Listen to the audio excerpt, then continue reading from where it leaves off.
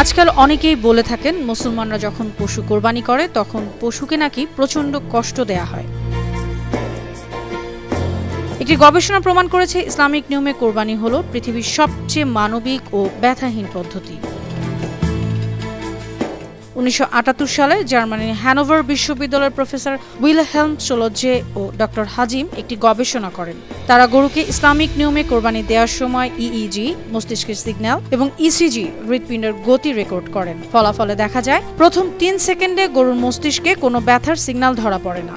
পরবর্তী 3 সেকেন্ডে গরু অচেতন হয়ে পড়ে, কারণ শরীর থেকে রক্ত বেরিয়ে ব্রেইনে অক্সিজেন পৌঁছায় না। 6 সেকেন্ড পর ইইজি গ্রাফ ফ্ল্যাট, মানে গরু সম্পূর্ণ ব্যথাহীন অবস্থায় থাকে। যেটা আমরা খিঁচুনি ভাবি সেটা আসলে স্পাইনাল কর্ডের রিফ্লেক্স, ব্যথা নয়।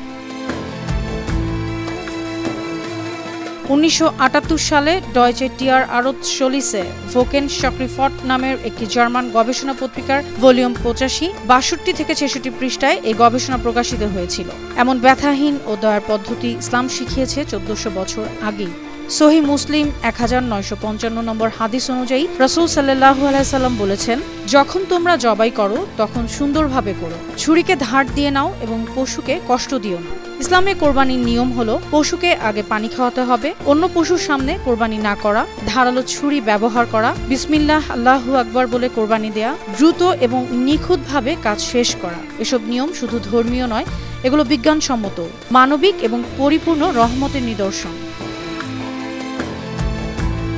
বিশিষ্ট আন্তর্জাতিক ইসলামিক গবেষক ডক্টর জাকির নায়েক বলেছেন, পশু জবাই করলে পশুর শরীরে কোনো ব্যাকটেরিয়া এবং জীবাণু থাকলে সেগুলো রক্তের সঙ্গে বের হয়ে যায়। এ কারণে জবাই করা পশুর মাংস স্বাস্থ্যসম্মত থাকে, আর মাংস রক্তশূন্য থাকলে সেই মাংস বেশি সময় তাজা থাকে।